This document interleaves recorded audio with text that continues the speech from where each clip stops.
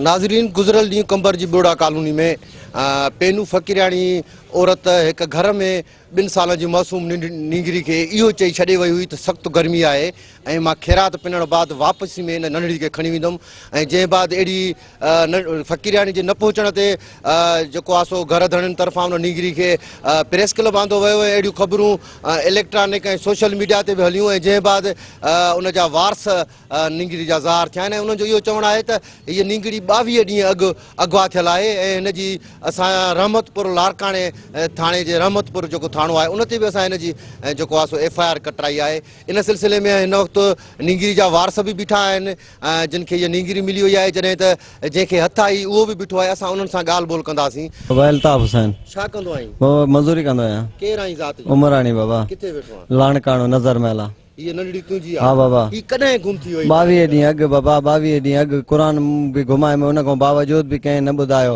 पोइ माना सिधी ॻाल्हि अगवा थियल बाबा। असां जांच कयो आहे, हिकु के क़ुरान बि ॾिनो आहे त बाबा जंहिं भाउ वटि आहे असां सां मदद कयो। बाबा सिंध TV ते असां जेको आहे इन तस्वीर नंढड़ी ॾिठो ऐं उन बावजूद असां कंबर ज़िले में पहुता आहियूं। बाबा बसि ईअं नई ज़िंदगी ॼण मिली वई बाबा।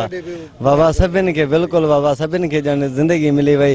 जो हिकिड़ा दुश्मनी कई, पोइ बि ॿाहिरनि असां सां बाहिरी कई आहे। इहा वॾी वॾी ॿाहिरनि जी महिरबानी असां ते, जिन असां ते एतिरो अहसान कयो आहे, असांजी नई ज़िंदगी ॾेई छॾियो अथनि। पोइ असांजी हिकिड़ी कुराड़ी वेठी हुई, उन जे आॾो हीअ खणी आई, अचे चई त भाई हीअ नंढड़ी आहे जेको आहे सो गर्मी आहे, मां हिते छॾे थी वञा, बाद में हिनखे खणी थी वञा हितां। पोइ उहो शाम ताईं न मोटी त शाम जो असां सोचियोसीं त हिन में को मसइलो थी सघे थो। पोइ उन जे थ्रू असां चयोसीं त हाणे पहिरियों असीं सिंध TV जा हिते जेके चैनल आहिनि उन्हनि सां राब्तो कयूं। पोइ असां सिधो आयासीं हिते प्रेस क्लब अचे जेको आहे सो हिन जे मीडिया जे थ्रू चयोसीं त हिन जे वारसनि ताईं हिन जी ख़बर पहुचे।